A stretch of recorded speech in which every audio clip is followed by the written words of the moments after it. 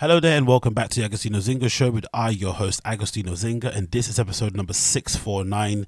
This is episode number 649 of the Agostinho Zinga show with your host Agostinho Zinga, and I hope you're doing well wherever this podcast may find you. I hope you are doing splendid. I really do. How am I? Yeah, all good, all things considered. You know how it is, putting one foot in front of the other and just keep trucking on, So for the past weekend or so, where have I been up to? I have just got back from an absolutely splendid, sun-soaked, Caribbean-esque holiday and trip and vacation to Berlin for one weekend. It was so hot, so warm. I had to wear the smallest shorts, the smallest vest, the skinniest sandals, and I was sipping on Mai Tais and whatnot and playing flipping football on the beach. It was amazing. Clearly not. It was the opposite. It was rainy, it was sleety, it was snowy, it was all those things wrapped into one, and even more. It's kind of a common held view that Berlin is definitely way colder than it is here in London, if that's at all possible. It's probably a lot more grayer also. I've always said I think it's probably one of the most ugliest European cities out there in terms of to the naked eye, unless you're into graffiti, unless you're into derelict sort of buildings, unless you're into just shabbily looking decor in general, which tends to kind of belie what lies on the inside. But for the most part, unless you're in the city centre, it's not the most beautiful place on the eye, in my humble opinion. So with that being said, it was still a pretty decent trip, I have to be honest with that, and I did have a lot of good fun over there. I specifically went over there for two things. I went for the sole reason of trying to go to Paloma Bar for the Powerhouse, which I think this time around was disco hour that Finn Johansson puts on there at Paloma. I was also planning to go to Toy Tonics party at ITALOMANIA at Oxy, and I was also planning to go to Cocktail de Amor at Qube East, which I actually bought a ticket for. I ended up only going to two of those events, so unfortunately the one I bought the ticket for I didn't go to, which is absolutely annoying.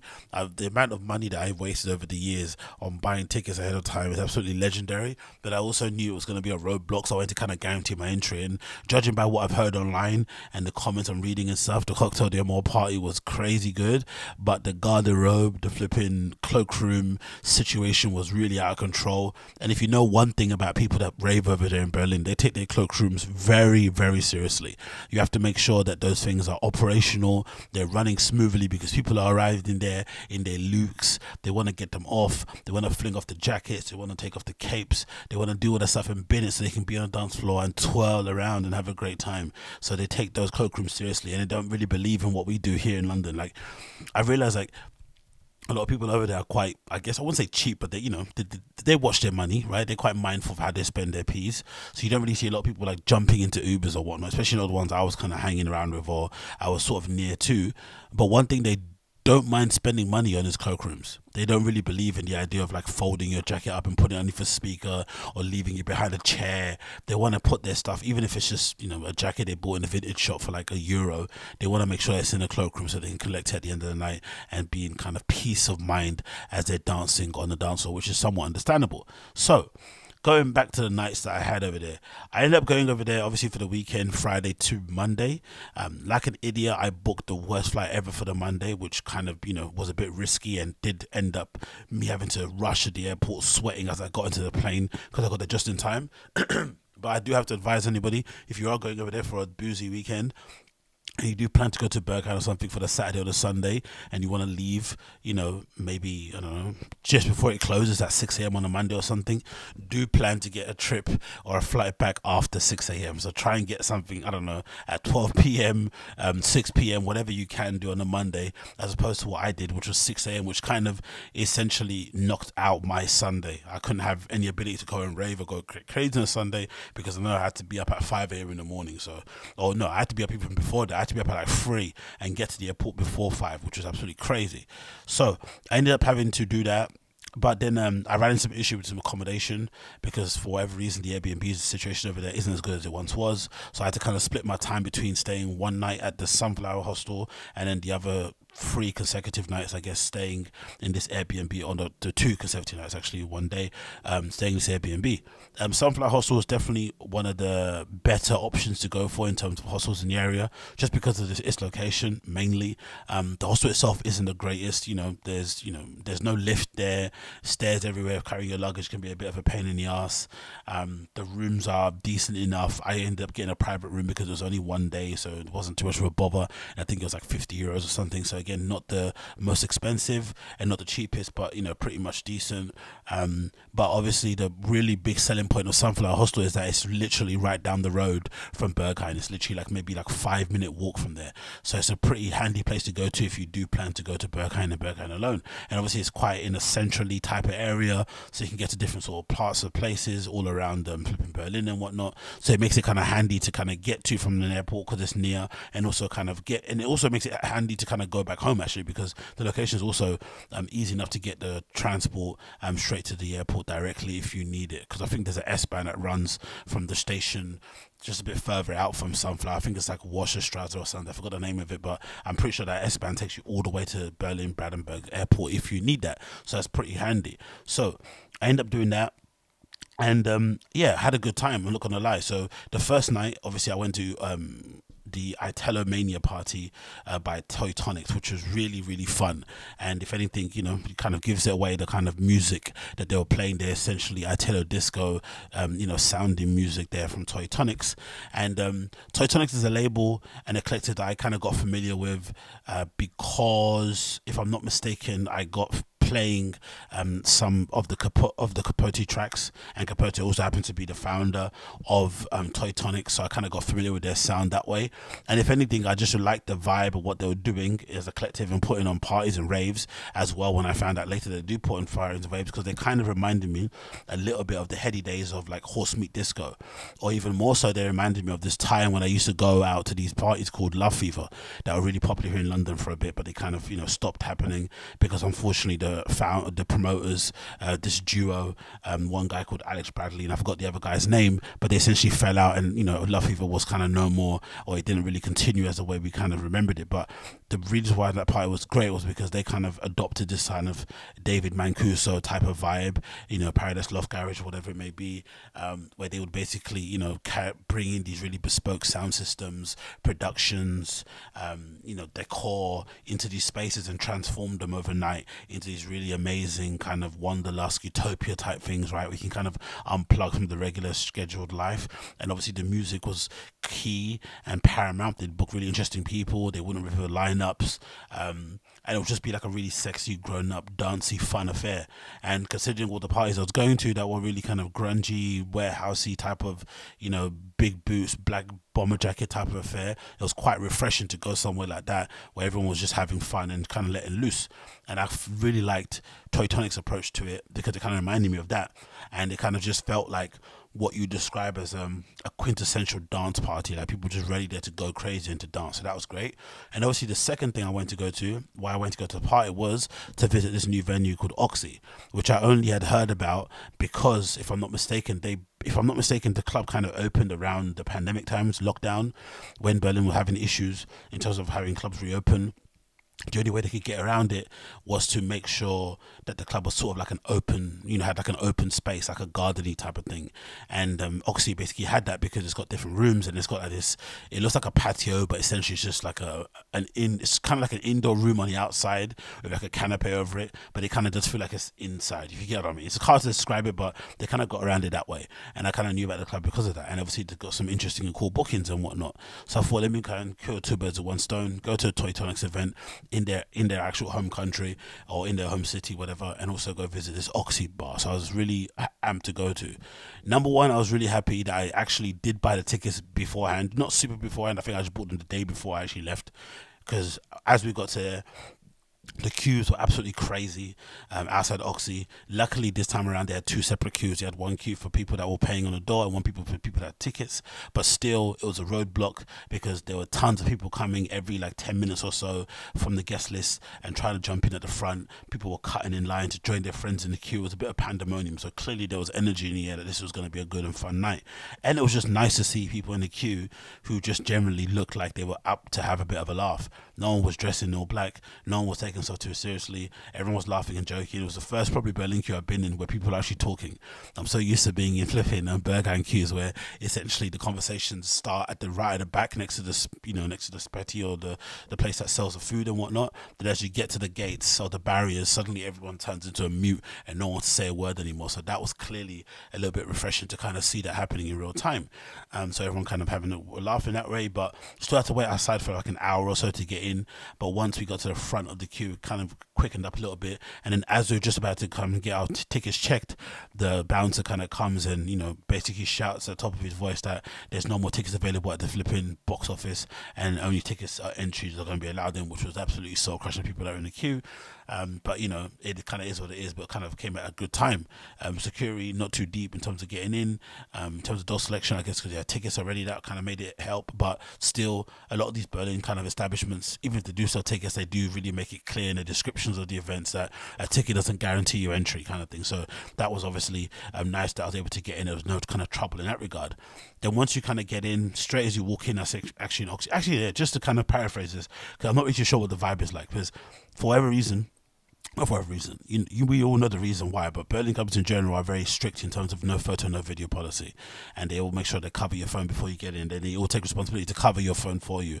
Like when we were in the queue, they had people pass along sellotape with the stickers that you can stick on your phone, but also before we walked in, the bouncers individually were double checking and reapplying stuff on there, so they take responsibility to make sure your phones are covered.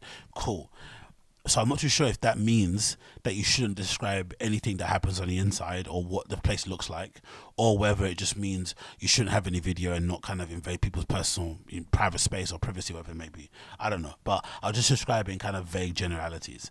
But essentially, when you walk in, the kind of garderobe is there. They have two stations that you can kind of leave your jacket in and your belongings, whatnot. So it's a pretty easy system. You know the deal with that one. But the actual layout of Oxy is the interesting part about it. It's loads of different rooms, loads of these little kind of pockets of spaces. Essentially, they've got two dance floors, maybe three if you count the outside space, and then they have these little rooms, to kind of like a dark room, another room that's kind of like a half dark room because the doors can't close. There's no because there's a dark room they have that's got boxes with like curtains you can close, and then they've got a dark room that you can't. It's just like a box, kind of like similar to like with the places that you see in Berlin or in Bergheim, where it's like a box, but it's got like a slit, like a hole you can walk in, but it doesn't close at all. So there's kind of, you just rest out and relax and whatnot. But the most interesting part about it that I really liked was this little cocktail bar area they've got towards the back that is essentially its own little thing. So you can go there and just like, and it's kind of brightly lit, and there's like nice cushions and chairs and whatnot and whatever to sit down on. There's even bar stools to sit on at the bar if you want to and just have a drink. You don't want to do anything else with dance, or maybe you want to hear the music come through the system, but you just want to have a drink at the bar, you can do so. And I absolutely love it. I think that's absolutely amazing. So that was pretty cool to see that vibe.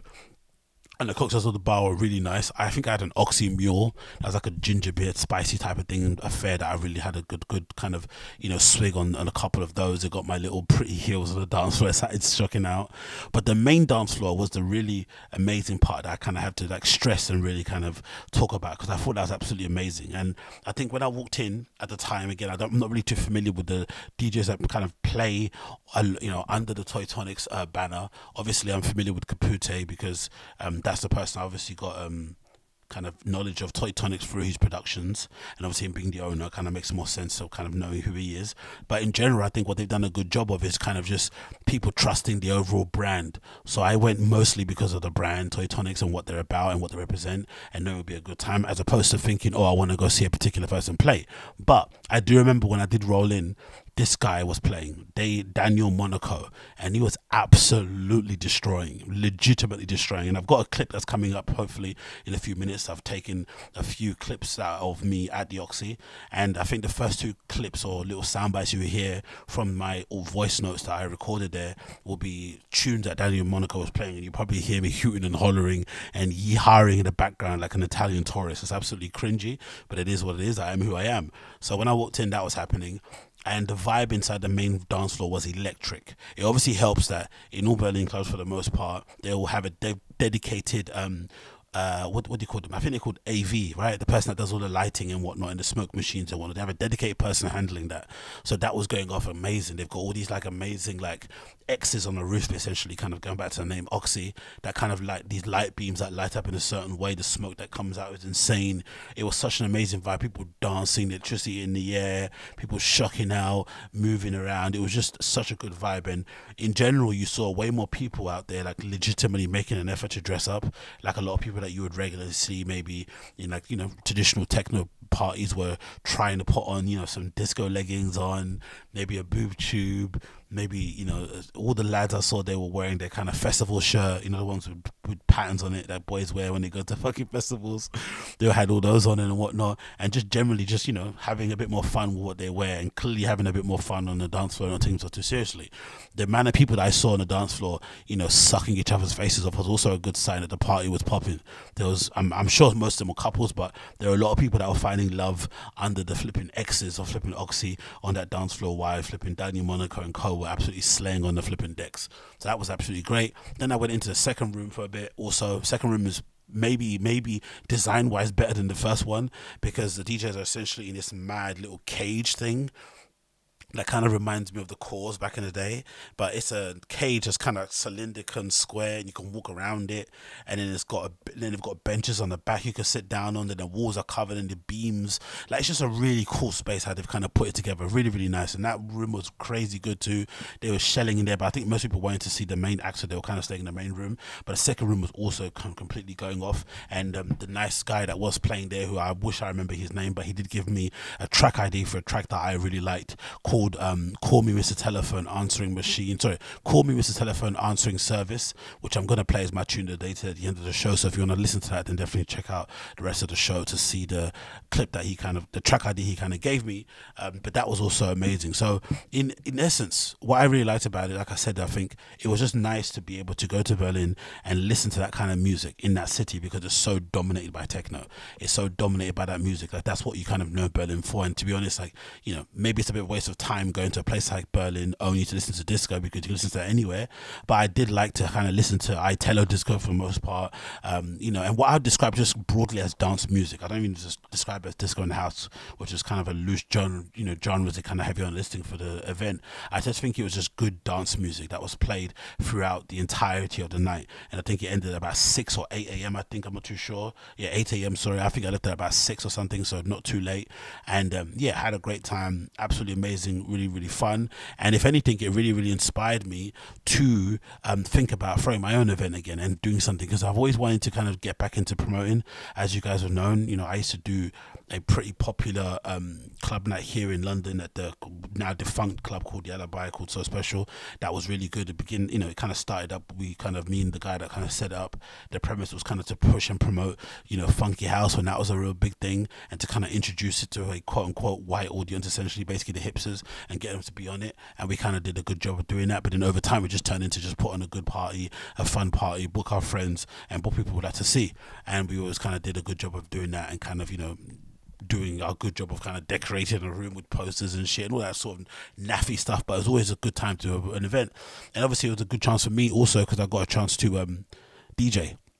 That's the first time I got to actually DJ at an actual club, because I had to kind of warm up, because we didn't have enough money to pay for warm up DJs, so we had to just figure it out ourselves. And I ended up kind of trying to use kind of CDJs for the first time, actually burning CDs and whatnot, and trying to make that work. So I haven't done one of those in ages, a long time. If anything, I'll be trying to push myself to get booked as a individual DJ myself, which has been a little bit more difficult than I expected it to be. But another way to kind of get ahead of the queue is just to throw your own night, and in that way suddenly you then become somebody that's kind of in demand. So that might be an option to go forward. And the reason why I thought that'd be quite interesting, because I think, you know what, actually might have also made me kind of interested in Toy Tonics, was the actual logo of Toy Tonics, right? Is interesting because if I'm not mistaken, if I actually click their promoter tag here, hopefully it has a logo listed on there. Let me just double check here before it loads up on the screen. Yeah, there we go. Yeah, so this logo from Toy Tonics that they have here of this blacksmith looking type of dude illustration kind of banging on a vinyl, right? It was a pretty cool logo. It oddly enough reminds me a little bit of what I had going on with this little SoundCloud account that I set up for my little, you know, nondescript, non-existing flipping record label called Persistence, right? And if anything, I should have maybe had it at an angle. I maybe should have had the person pushing the boulder up a hill, because if you can't see the image, essentially it's an image of a guy pushing a boulder that I kind of, you know, stylized and kind of cropped around and made myself. I think they're two separate images that I kind of put together on Photoshop and stuff. I'm pretty sure I got the original PSD file somewhere, but that maybe should be up a hill. But that was kind of the idea I had about it, and maybe I should kind of use this going forward as my nondescript dance party night going forward, because I got that inspired from what Toy Tonics are doing. And you know, that's probably something that I'm probably going to explore going forward, because I don't know, it was just nice to see. I think maybe as well my idea around it was kind of skewed, because I think the popularity of the night might be because of just how long established they've been around, maybe because people love the DJs, just because it's maybe just also because I was thinking, I was on a dance floor thinking maybe a lot of people just wanted a kind of a change from the regular schedule of programming, because that entire weekend was pretty techno mad. There was an event happening at, if I'm not mistaken, what's it called? I think RSO. There was obviously Cocktail du More happening, but there was a lot of techno heavy nights happening on that weekend. So people maybe just wanted a bit of respite from that regular do, which I can kind of understand. So maybe, you know, the reception and why it was so busy was more to do with what they're doing, and obviously the lack of what they're about, being in that city, or just maybe there's an appetite for it overall that I can maybe latch onto as well and do my own way here in London. I don't really know. I'll kind of figure it out as I go along. But going to quickly play a clip here that kind of features a couple of the mixes early on as I was arriving there. As I said before, I'm pretty sure these clips are of Daniel Monaco playing. I'm pretty sure, because that's who I saw as I walked in, because I think I walked in about 1 or 2 a.m. if I'm not mistaken. So definitely I think it was Daniel Monaco that was slaying on the dance floor as I was flipping arriving in that venue.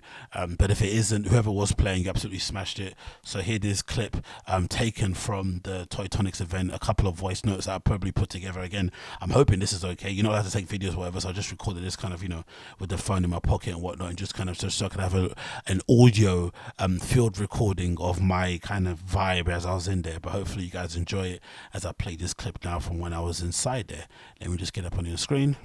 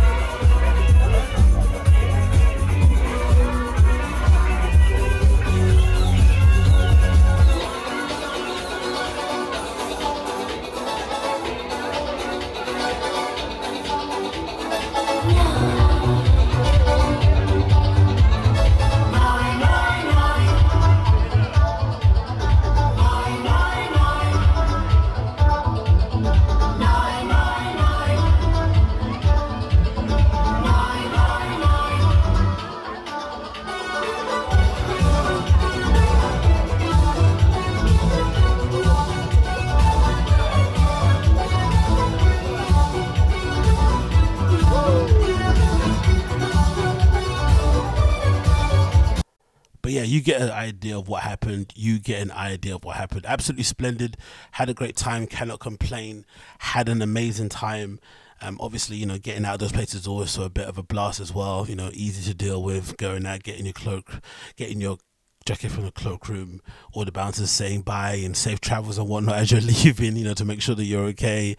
Jumping on a taxi or getting on a train is pretty easy because they're all around places. Or even actually the other thing to mention as I kind of wrap this up, it's quite obviously, I think transport wise we're sort of spoiled here in London mostly. Like there's loads of stations near things, and I think the maximum time you have to walk maybe it's 5 minutes, but in Berlin it's kind of it kind of feels more longer because the roads are so straight. It's always kind of, you know, exits, everything's kind of like horizontal and vertical lines and whatnot, right? Kind of like a grid system, but it just feels a bit further. But I think it is further. I think they're probably more spaced apart. So essentially, it works really well. It works really good after a night out because you're kind of forced to kind of decompress by having a kind of brisk walk out in the cold. So you kind of get to sober up a little bit and chill, kind of get your temperature down before you go back home. And obviously going back to a hostel at night, you probably need to have your temperature kind of lowered a little bit because you're going to be in a building full of thousands of people again, so you kind of need to chill. Even though I was in a private room, it's so important to kind of have that level of kind of, you know, down regulating yourself. So that's quite nice, that kind of ability to do so. So I quite like that. So I had to a bit of a walk, you know, chilled out a little bit, you know, popped into Spetty, got myself a bottle of water and one, a packet of crisps, some Lays, and just kind of went back home. Like I had an absolutely splendid time. I cannot complain about that event whatsoever. So if you do have your eye on an event, I think they're meant to be, if I'm not mistaken, Toy Tonics I think are doing a night at the Jazz Club or something like that. If don't quote me on that one, but I think they have a night happening in the UK in the Jazz Club. I think they have something else they're doing in Manchester in the UK. So if you're in the UK and you are kind of interested, I definitely recommend you check out Toy Tonics on RA and check out their events. I do recommend checking them out. I think they're doing a special event in Munich every Friday for the next few months or something, which is pretty sick. They've got this kind of long-term residency going on over there, and you know, Munich as well, another city in Germany if you want to kind of discover, which I kind of maybe even might do as a little bit of techno tourism to kind of go and check out. So definitely that's something that's going to be on the cards. But yeah, big up Toy Tonics. It definitely was a great party. Definitely has now inspired me to maybe try and do my own thing here in London again. So that's definitely a trip that I was happy that I definitely took. But one thing I was a bit bummed out about and a little bit disappointed by was Burgermeister. I know, man. Like I think the issue with Burgermeister maybe is the same thing with just eating, you know, too many kebabs out there in general. I think you can never replicate the first time. It's sort of like taking your first bit of MDMA, right? It's sort of like smoking your first joint. It's sort of like having your first line, drinking your first bottle of Kronenberg or Red Stripe.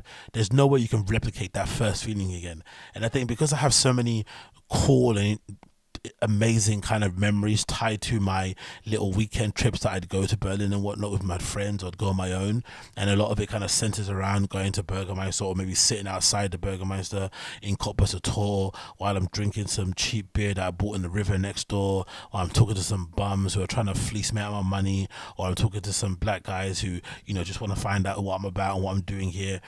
I've still got some good memories about it. And the thing that I loved the most about Burgermeister, about the burgers in general over there, was that it kind of reminded me a little bit of like what a luxed up version of a Five Guys burger is, right? Five Guys burger for the most part are quite sticky and kind of, you know, compact things that are very tasty in that regard, right? But they kind of remind me of like a quintessential burger because there's not many craziness about it, especially if you add your own condiments. There's not really much else you can kind of fuck up in that regard. It kind of does what it says on the tin.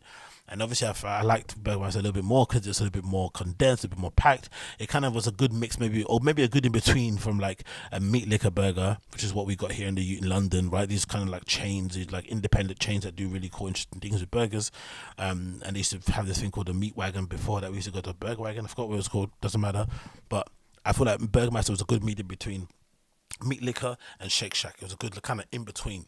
But now that I've gone there recently and I had a burger, I had a cheeseburger and had some cheesy fries, I can definitely say number one, the cheesy fries is definitely doesn't hit the same. because you know, now that they have the cheesy fries, maybe it was always a thing, but now they have their specific recipe of cheese, like melted cheese that they make in these little tubs that they give you. If you order cheesy fries, that you can basically dip your fries in, or you can pour it on the top of itself. But I did prefer when they just poured it on themselves, right, in the actual kitchen itself, which is obviously annoying. You don't do that, so you kind of pour it. You have to stick it in there.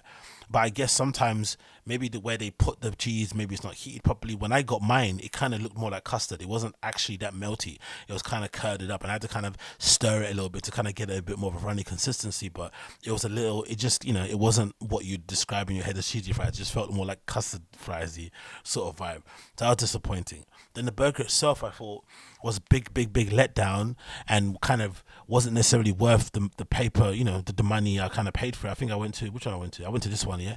I went to the one in Worcestershire, obviously, because that's the one next to the Sunflower Hostel. So that was pretty decent, but unfortunately the burger itself wasn't that great. The meat was a bit average. The bread, I thought, wasn't that awesome either. And just as a full package in the mouth, it kind of was a bit of a letdown. And I'm wondering, actually, because again, yeah, this is what I remember it looking like when I used to get it, right? It actually used to look like this picture that we have here, courtesy of Qube East, with the, you know, cheesy fries poured on the chips for you, the burger looking the way it does there, really tasty and really appetizing. But over time, it's kind of dipped in its sort of standards.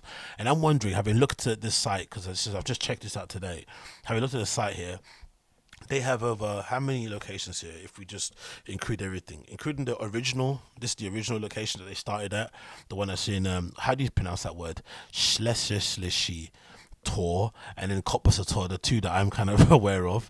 They've got 6, 7, 8, 9, they've got nearly 10 outlets coming at the moment, 10 outlets, right? And in Berlin alone. So maybe this is always the case, like they just, you know, maybe over time when you do these type of things, the quality of the stuff kind of gets watered down and it's not the same anymore. But that was a really big letdown, that it wasn't as great. But it was awesome that, although that was not great, I do need to actually, I actually post a picture obviously of what I had so on the screen so you can check out yourself. But I did end up going to this other place called Goldie's that was so good that I forgot to take the picture. That's how good it was. I was munching on that really well, and that was a decent burger. Definitely something that I would maybe go for alternatively over Burgermeister. But obviously the location of it's a bit, we'll say further out, but you have to kind of, you know, it's a bit of a destination to go to, and it's not near any of the clubs, so you probably won't have any other reason to go there apart from going for the burger, or maybe going to do some sightseeing and maybe going around and taking some pictures and whatnot. So that might maybe put you off, but I do recommend checking out Goldie's in Berlin. It definitely is a far better option in that regard. Even the cheesy fries were better than what I had over there at Burgermeister. That was the only letdown, but apart from that, I had absolutely splendid time and I can't wait to go back again. But if I do go back, I think, as I said previously, I think to somebody else, that I think I may just start doing the Saturday to Monday or Tuesday type of lineup, or sort of trip, instead of taking the Friday. The Friday isn't really worth anything unless you're going for a specific night. I'm not really bothering of going on a Friday anymore. I'm just going to stick to the Saturday, and then kind of head out, you know, from that Saturday onwards to different sort of places. So I'm definitely looking forward for that trip coming up. And the next thing to talk about, of course, is Man United's 2-0 win against Newcastle in the Carabao Cup Final. Obviously, some days have now passed since the finals happened, so I'm just not going to cover much of the game because I think most people have seen the game and my insights on it aren't going to be that illuminating.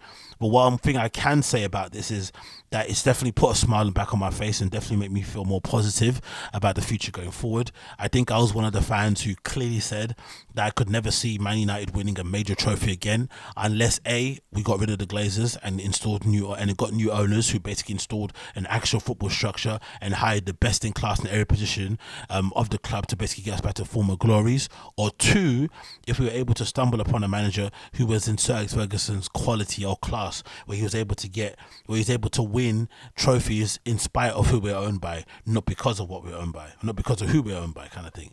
And I think what we've got at the moment, especially with the news of the Glazers selling, is we've got Erik ten Hag, who kind of maybe is the closest we've had to an actual legit manager who can maybe get something out of this team, even if he's given blunt tools to use. Because you have to remember, in January transfer window, when we were crying out for players, when Eriksen is out long term, before that Donny van der Beek is out for the entire season, and we are lacking in striker options with Ronaldo, you know, getting unceremoniously having his contract terminated, we needed quite a few players to come in, and all basically Erik ten Hag was given was wet horse, and obviously flipping Marcel Sabitzer, one player that people were saying was surplus to requirements at Bayern Munich and Sabitzer, and a person that people refer to in flipping Weghorst as being the Dutch Peter Crouch. So two players that you wouldn't necessarily say should be setting the world on light in terms of when they come to United. But somehow or the other, he seems to have done it. Erik ten Hag does this all the time. He seems to be able to get the best out of these players, even the ones that we kind of lose faith in.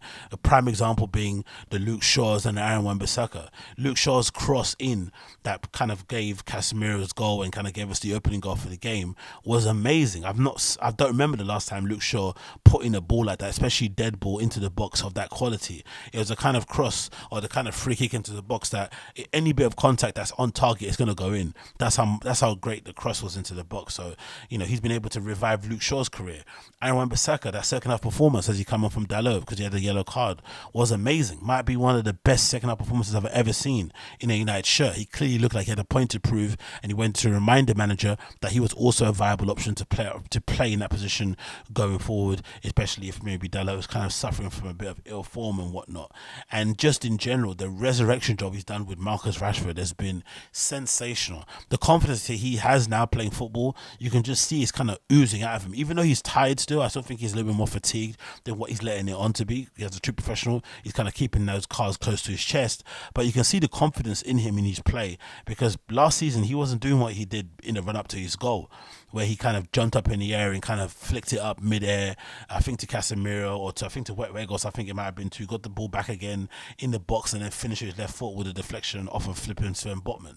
You wouldn't see that approach play from him beforehand, but you can definitely see the confidence is oozing out of him, whether he's playing through the middle, on the right, on the left. He's definitely doing his job in that regard. So the good thing is that it kind of gives United fan optimism, and also what it does, I think, this trophy, the Carabao Cup, it's only the League Cup, it's not the FA Cup or Champions League or anything, or the Premier League. What it does do is that it kind of is it's sort of like it's like a proof of concept, or like sort of it validates what Erik ten Hag is trying to do. It kind of gives him a little bit more leeway, because he was already got a lot of leeway because of how he played, how he transformed, you know, the unity, the teamwork, the team defending, the shape, how we attacking. That's what made, you know, Erik ten Hag, you know, basically pushing for the board to terminate Ronaldo's contract, why that made it a lot more bearable, and why the fans were able to kind of just agree and, you know, and just, you know, wipe their hands free of Ronaldo, was because of how good of a job he did prior to that in kind of, you know, restoring the harmony in the dressing room and making the fans kind of love the players again. That kind of worked hand in hand.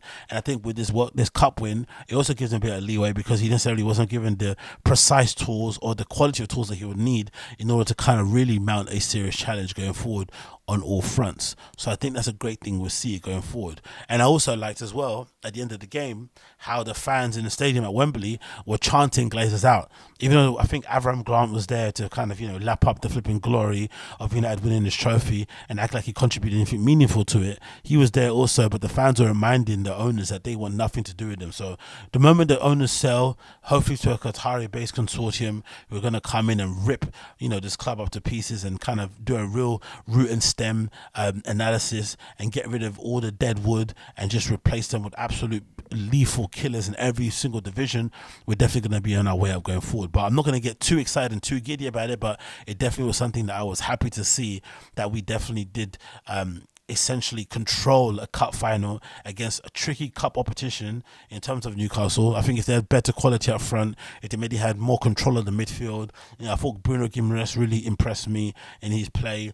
I thought Isak, when he came on, he impressed me also, even though I think he's still, you know, overpriced at 70-odd million euros or whatever he was paid for. They've got some good ingredients out there. How, you know, Eddie Howe's got the best out of Joe Linton playing in midfield has been pretty amazing to see also. But I feel like the way that we controlled the game, the way that we kind of killed the game with those two quick fire goals back to back in the 30th minute, I think 33 and 39 here in the first half, that definitely gave us a platform to basically mount and continue the challenge going forward. So I was definitely happy about that, and I can't wait to see what Erik ten Hag does going forward with this club and is able to transform it. But the one thing that I wasn't too pleased about, I have to be honest, was this absolute bullcrap, right, regarding Phil Jones and him basically doing the analysis or punditry work for Sky Sports during the flipping Carabao Cup final. And if you're not if you aren't aware, Phil Jones is currently a registered Man United player. He essentially has been iced out by Erik ten Hag for a very long time. Even before that, he was iced out too by the previous managers. And if I'm not mistaken, he's only played like something like, I don't know, 32 or 31 games in the last 5 or 3 years or something, obscene in record.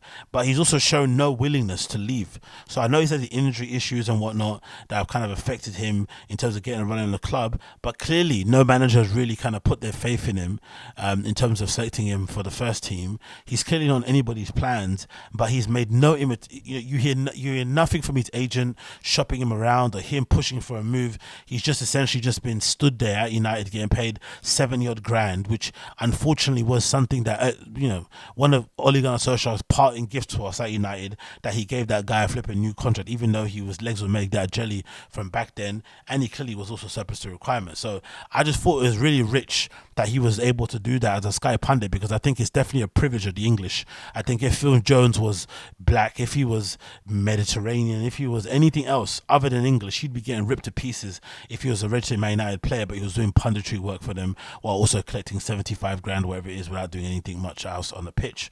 But anyway, the article says as follows. Phil Jones claims that he's not giving up on playing professional football despite being frozen out of Man United for a number of years. Imagine being frozen out by a club and still just waiting around for an option to come out of nowhere. Crazy. The former England defender took a surprising planetary role at Saturday's Carabao Cup final between the Red Devils and Newcastle, prompting speculation that he may be planning to hang up his boots for good. Jones was snapped up by the iconic ex-United manager Sir Alex Ferguson after the break-in as a teenager at Blackburn Rovers. The Preston-born centre-back was a regular feature during the first 8 seasons at Old Trafford, but things have tailed off dramatically since. A series of crippling knee injuries have limited Jones to just 6 league appearances in the past 4 years, even worse than I remembered. 6 Premier League. So maybe he's got 32 in total, but he's got 6 Premier League appearances in 4 seasons. Why can't we terminate his contract, by the way? Is it really that hard? If we can terminate Ronaldo's, why can't we terminate his?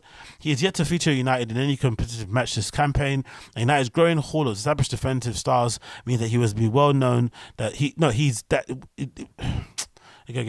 He's yet to feature for United in any competitive match this campaign, and United's growing haul of established defensive stars means he would be well down the pecking order regardless. Rafael Varane and Sandro Martinez started there, we know that. Jones appeared on Sky Sports Studio to cover the match as a pundit, watching on as his teammates celebrated the triumph. Despite a devastating lack of football in the recent years, the 31-year-old asserted that he is not ready to give up just yet. Mate, you probably should give up. If you're still at the club now, you probably should be giving up, because you've shown no inkling that you want to actually play football. It's been a long road. There's no hiding from that. At times physically and mentally. He's trying to do that whole mental health thing, man. Maybe there is a mental health issue, but if that's the case, leave the club. Go and get something new.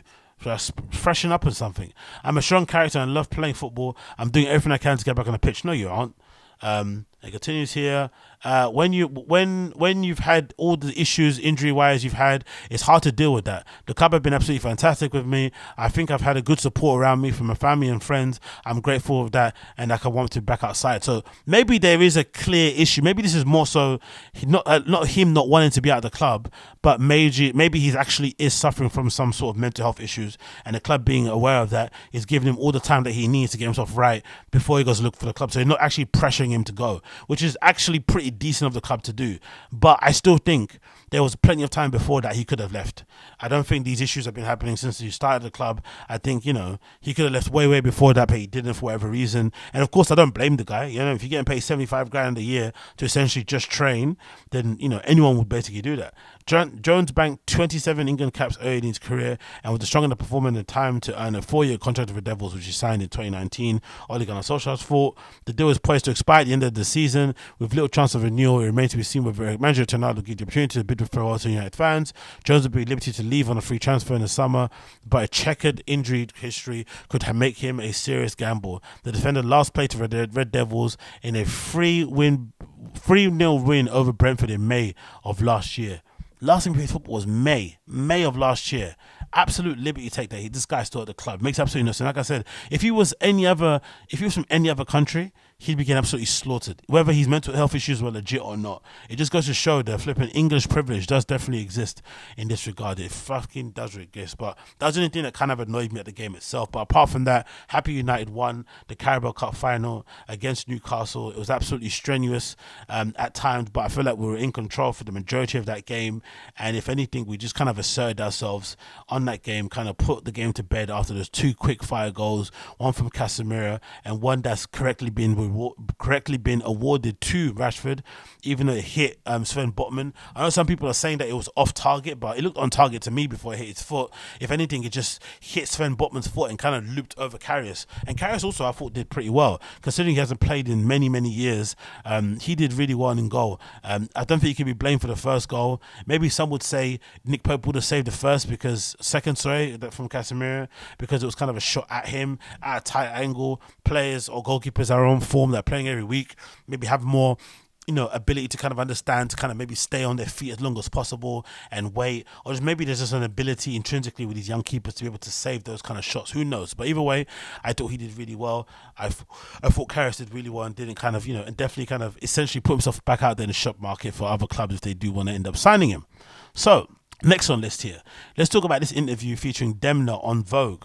So I said recently, a while back, that I think that my original thoughts around the whole around the whole Balenciaga controversy with the teddy bears and the other photo shoot they did with the sketchy court documents or legislation, whatever it was, on the table, I was of the thinking that Demna's job was never in risk because of the amount of value he brought to Kering, the amount of value he brought to Balenciaga, the amount of cultural relevancy he injected back into a brand, and just his real underrated, I think, ability to make clothes. Like, you look at the veteran era of Demna, which I think is my favorite part of his essential career, unless you also include the first couple of seasons he did at Balenciaga. But essentially, that epic period of Demna was that flipping veteran.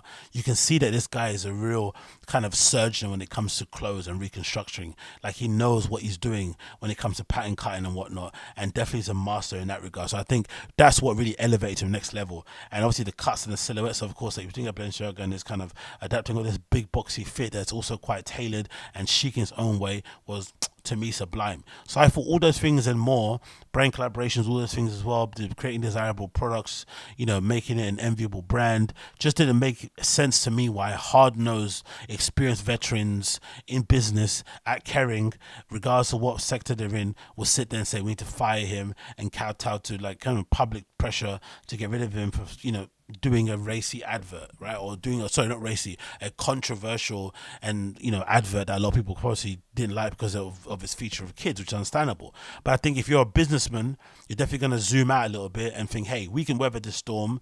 And also, if we use this opportunity to also rein the guy in and tell him, hey, this kind of free reign that you had to do what you want and kind of have no kind of guidelines or rules now stops here, and also focus on the clothes. I think that was always the plan that they had, and looking at this interview and read some of the excerpts, it definitely appears to be the case. So this is an interview courtesy of Vogue, British Vogue, sorry, so Vogue.co.uk, and it says Demna on the record, the Balenciaga designer, on the brand's controversy and his path forward. So if we scroll down, we'll see a few of the bits of where he's questioned and kind of interviewed, and I think one of the things that I really like here is the answer to this. So this is one.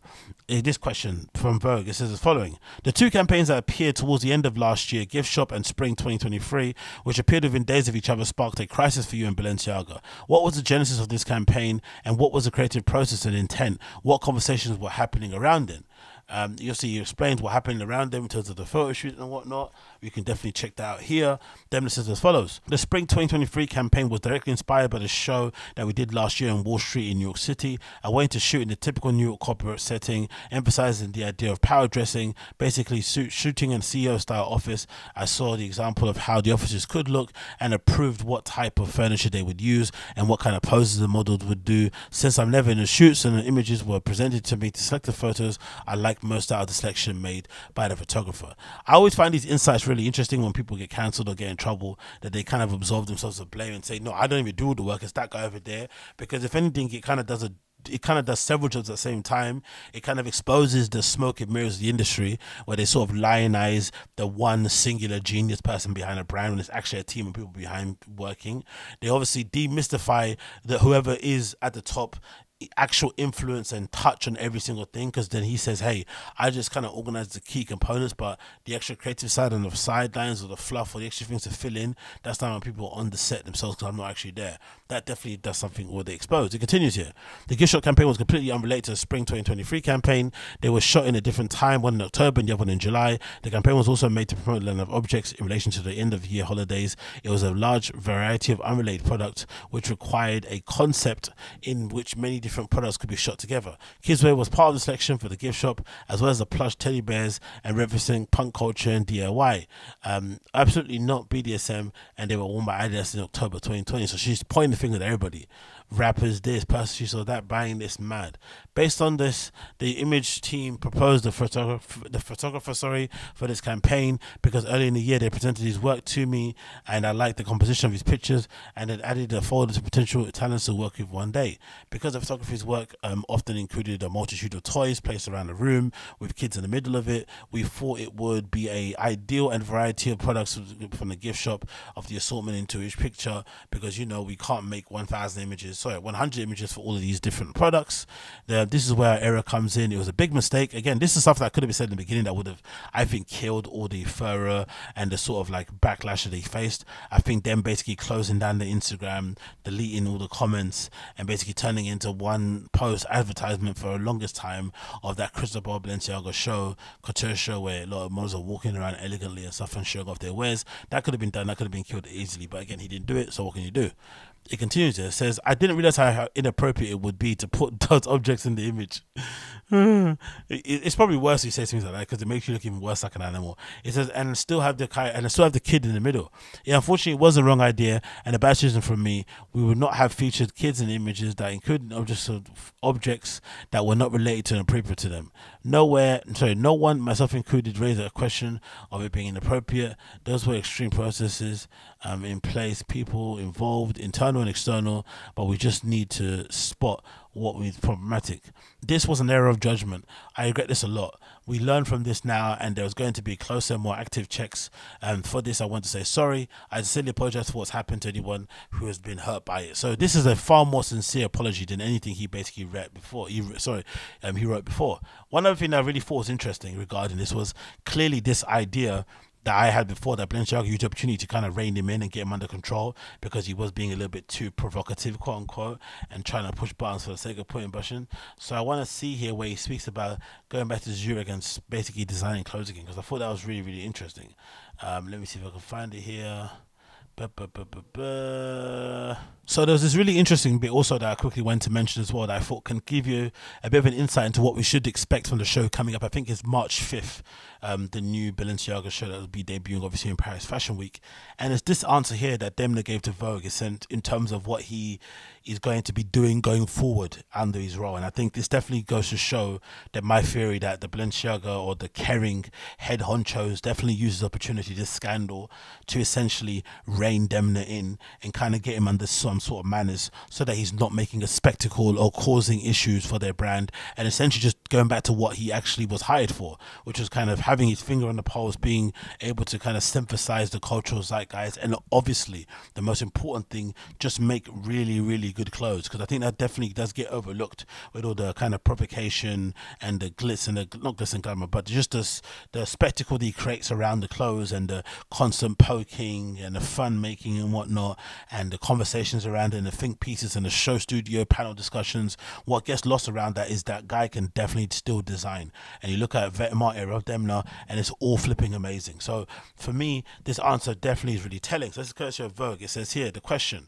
how is Balenciaga responding to all that's happened? What initiatives are you taking to guard against imagery that could be deemed inappropriate? How are you going to go forward? So it says this: it starts with reconstructing the image in the department, establishing new rules and checks and validations that go through multiple channels, internal and external, for an image to be checked and approved. This is now a new image board, which involves different sensibilities. Before it's released, the board will give their opinion about an image. Sensibilities mean different people, different races, right? From different places and whatnot. I just find that hilarious that you need to put together a board to basically decide whether or not you should be pushing, you know, pedophilic type images. It's absolutely crazy in my opinion. But hey, what do I know? It continues. From my personal point of view as a creative director, I would have to question absolutely everything now. It really changes my way of working, which has previously been more instinctive, doing something that would seem to be maybe provocative just because I was thinking, oh, that's fun. This is part of my learning. I will have a more mature and serious approach to everything that I release as an idea and image. I decided to go back to my roots in fashion as well as the roots of Balenciaga, which is making quality clothes, not making image or buzz. So essentially, no more shitposting designs, no more poking fun at the fashion glitterati and you know, media class and whatnot, and the brands and the gatekeepers, which I kind of hate because I love all that stuff that he did, especially during the Balenciaga era that he was in. But this does make a lot more sense and definitely goes back to what I said before, that Balenciaga head honchos reined the guy in. Next paragraph. Learning from the mistakes also includes educating ourselves on the issues and contributing to the actual cause. We are partnering with a non-profit organization called the National Children's Alliance for the multiple-year partnership, which I find absolutely amazing because it will help thousands of kids in the process of overcoming trauma and dealing with their mental health. It's one thing that makes me happy about this whole horrible situation to do something good about it. The funny thing is that the more quality clothes Demna designs under the banner of Balenciaga, the more popular kids want, the more it becomes popular and the more kids want to wear them. The ones that can't afford them are going to be suffering from mental health issues because they can't afford Balenciaga. So essentially you're going to be creating issues for these kids in the long term. Then if you decide to put them on the runway, put makeup on them and put them in cute clothes, people are going to be saying that you're objectifying or sexualizing these kids by having them walk on an adult runway. So I don't know how they're going to incorporate this kiddie approach to looking after child well-being both physically and mentally without it coming across really tacky and really kind of cheesy. But I guess you have to, or no, tacky, cheesy and kind of like tone deaf, but I guess in their position they've got to be seen to be doing something going forward. But I do like the most important part here was obviously this paragraph talking about how them is going to be focusing on the clothes and the clothes alone and nothing else, and you can kind of get an idea of that if you scan over across to this Demna Balenciaga's fan page, which I love, called Demnagram, and they posted what looks like the invitation or flyer for the up and coming show, which is happening on March 5th for the Winter 23 collection for Balenciaga. And guess what it looks like? It looks like the basis of what you do when you're pattern cutting a jacket, right? I forgot what the material is called, but essentially it's the one that you use to basically put all the markings on and kind of use as a sort of base template to kind of mark in terms of building your coat or your jacket that you want to put forward. And this clearly shows to me an illustration of a kind of return back to tailoring, a return back to making actual cool and interesting products again and focusing on the clothes, and that's the glitz and glamour. So we might not see any celebrities on runway. It might be more couture-esque in its approach, it pared down, simple, focusing on what is important and kind of go in that direction. But I'm eager to see the show regardless. It'll be funny to see how the people in the media and the celebrities and whatnot react to it, because a lot of them were, you know, getting on their moral high horse and condemning Balenciaga and saying they're not wearing that stuff anymore. But the moment he puts out on the runway and a successor to the Triple S's and another cool pairs of track twos or whatnot out on the runway, the moment he puts together some great, because I think he even says in an interview that he's going to go back to doing great jackets, because that's what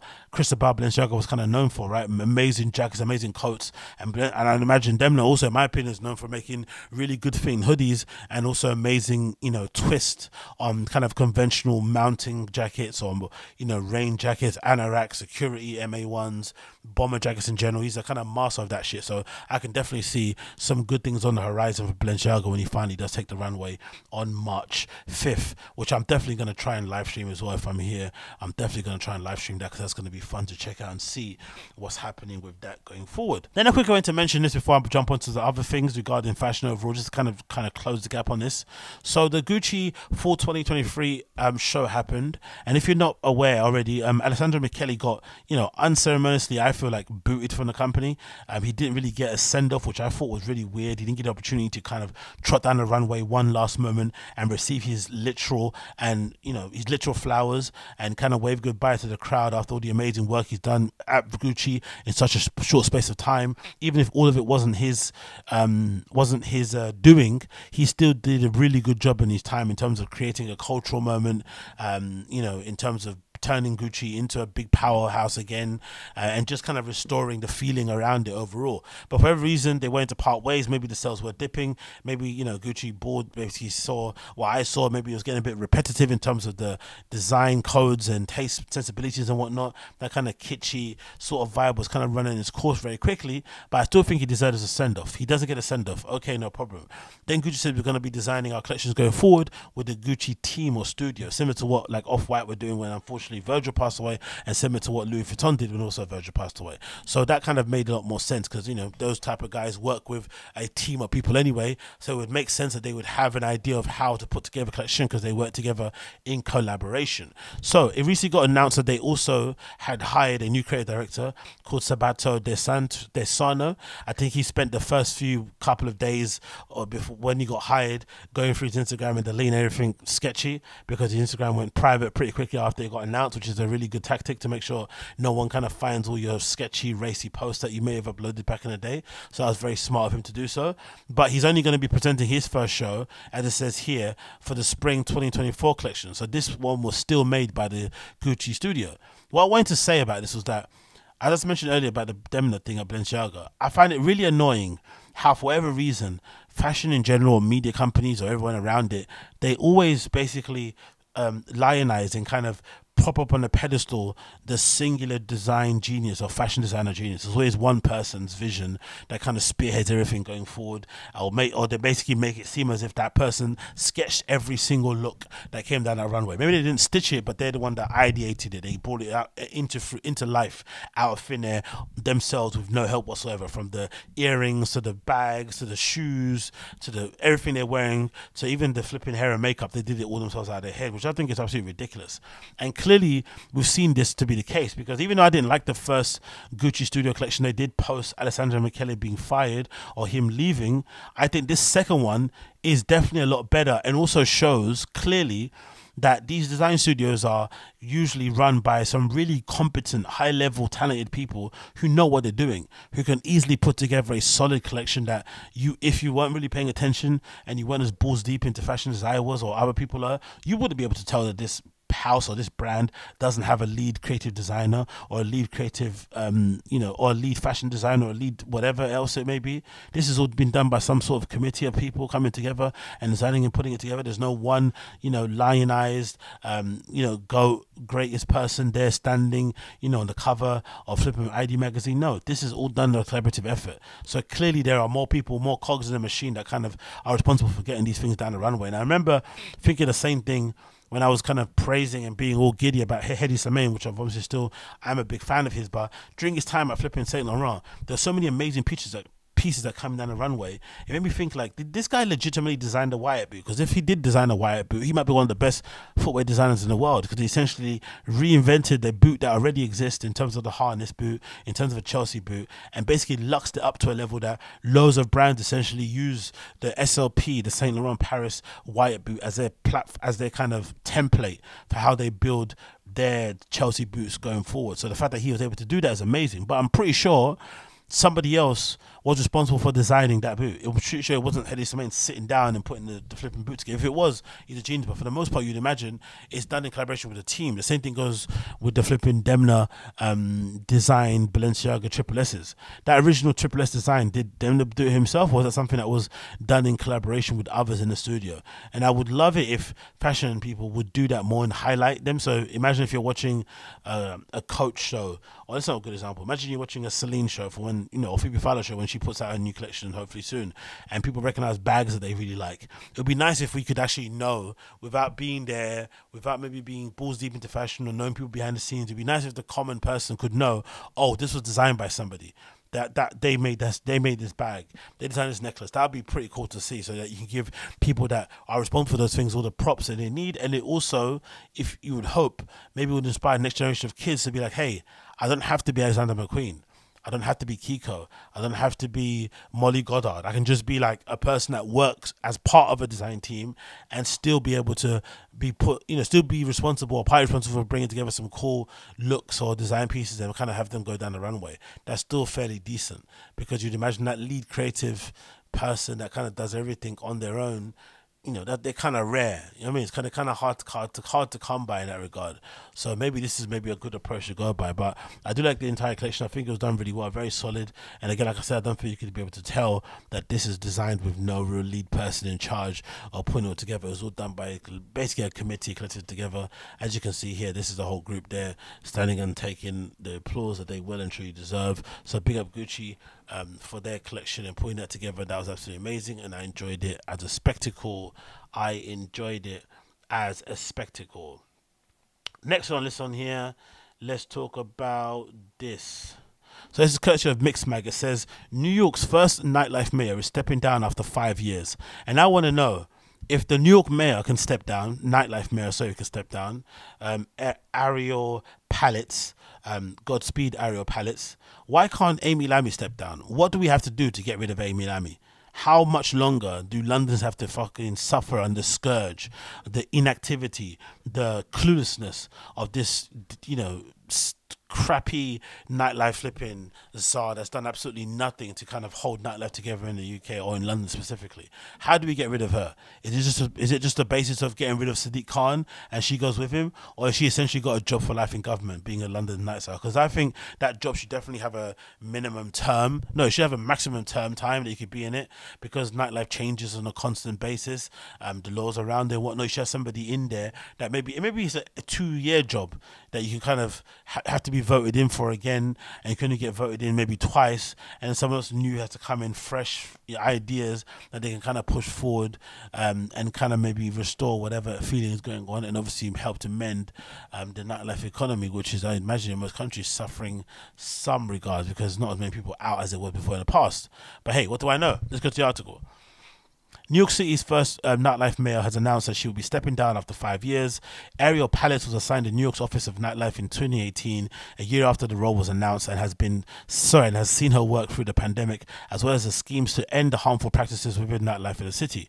Stepping down from the role, she explains that she will continue supporting and fighting for nightlife industry and community. She tells Time Out. Palitz was officially end her term in April, but for now, the Office of Nightlife will be searching for a replacement. Why can't we do the same thing in London? Can't we search for a replacement for Amy Lammy? It has to be just anybody. I don't care who they are, but just there must be somebody out there that can do that job better than what she's doing and actually advocate for the nightlife industry and actually help to kind of hold and kind of preserve whatever clubs that we have left here, because it's an absolute bloodbath out here in London. But hey, what do I know? It continues. I was chosen to help establish this brand new office, build a foundation, infrastructure, and define what the office was intended to do, said Palace. After navigating it through the pandemic and 2 administrations, I felt it was important to pass the torch and ensure the existence of the Office of Nightlife carries in a way of it's not really just dependent on me. I love this term, the Office of Nightlife. I definitely wear that on a jacket or on a t-shirt, right, for sure.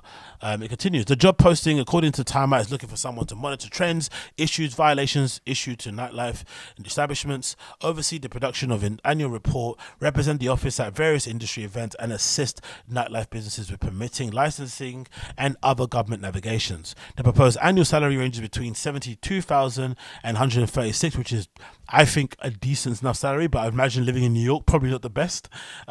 Requirements to those applying to be a bachelorette degree and 3 years full-time experience of nature of qualified for duties responsible for the position. The replacement will take over post positions such as nightlife industry training and the School of mediating establishment and neighborhood disputes. We definitely need this. We definitely need a mend in London, mate, because the amount of people that come in from outside of London, live right next to nightclubs and complain about the noise is sky high. But yeah, big up, what's her name? Ariel Palitz. Godspeed on your journey. But let's get fucking Amy Lammy out of here, because she's doing a terrible job. She's wasting all of our time, and she's been here long enough. Next one, let's speak about that one. Then we want to move on to this one, actually. Sam sad news here, courtesy of RA. Renè, Italian DJ and Circoloco resident, dies at 47. I don't know much about Renè. I'm familiar with Circoloco, and I just wanted to give him a shout out. So RIP to Renè and anyone that knows him, because this is really, really tragic. 47 years old is no way to pass away, especially from heart complications. It's absolutely horrifying. So courtesy of RA, it says, renowned IB for DJ Renato Jimenez Many, aka Renè, has died aged 47. The news announced yesterday, February 26th, by Corri della Sera, the Italian artist, passed away at Rome Tor Vergata Hospital due to heart complications caused by a congenital malformation, a condition he'd been living with since childhood. Okay, so he had a general issue with his heart anyway, and that obviously led to him unfortunately passing away. Oh my God, man. Horrible. So it was always a kind of a ticking time bomb, I'd imagine. Imagine what that must be like to live with day to day, knowing that you have this how they call it? What's the name for it? Knowing that you have this congenital malformation, right? This condition that basically means that your heart is a ticking time bomb, and at any time, whether you're doing the most strenuous thing or the most mundane thing, your time could come. How much that be? Maybe you approach things with like a laser focus and you don't really bother by the smallness of things, or maybe you're a bit macabre and a bit sad. I don't really know, but this is really tragic, man. But R.I.P. Renè. It says, born in the late 70s, Renè took up DJing as a teenager after moving to the town of Riccione, Riccione, on the Adriatic coast. He played regularly at clubs in the area such as Peter Pan, Tetila, and Cocorico before taking up a residency at Cantato in Bologna. After moving to Ibiza in 2000, he was asked to play at Circoloco and then a Nasiot club night, a newly opened super club at DC10. He went on to then become a long-standing resident, helping Circoloco become one of the island's most beloved parties. Oh, so Circoloco started as a club night. Rotted. Imagine that. And now it's more than a club night, really. Obviously, they posted a tribute to him here. Circoloco posted, it said as follows: we are shocked by the news of sudden passing of DJ Renè, a friend, a brave man, and a great DJ leaves us. The whole Circoloco family wishes to express the deepest condolences and closeness to his family and loved ones. Renè, we will miss you. Hopefully, they do the right thing and also kind of cover his flipping, costs and whatnot in terms of the funeral and whatnot. But I'm sure that community over there will handle it. But yeah, R.I.P. to Renè. Absolutely tragic the way he passed away. And again, 47 is no age to flip and go at all in the slightest. As you can see here, some tributes here from some person called Cirillo, another one from System of Survival, and obviously from DC10 IB for shouting at Renè. So R.I.P. Renè. Thoughts and feelings go out to his family and friends, and I hope you guys are going to be staying strong in the foreseeable future, because that is absolutely tragic. Absolutely tragic. Moving on, we have this, which I thought was interesting. So this is courtesy of RA again, regarding a new members-only DJ and production studio opening up in East London. So many things opening up in East London over the last few years. Absolutely crazy to keep a lid or a kind of an eye on all these things. Absolutely amazing. So it says here, Qube East will launch in Canary Wharf this Friday. Calling Canary Wharf East London is kind of like calling Liverpool Street Central London. Bit of a stretch, but hey, we continue. New members only studio Qube East is opening in East London this week. Located in Canary Wharf, the 10,000 square foot space will launch on Friday, February the 24th. It features 15 recording studios, 3 DJ studios, 2 rehearsal studios, a podcast studio, a video editing suite, and an all-in-one content creating suite.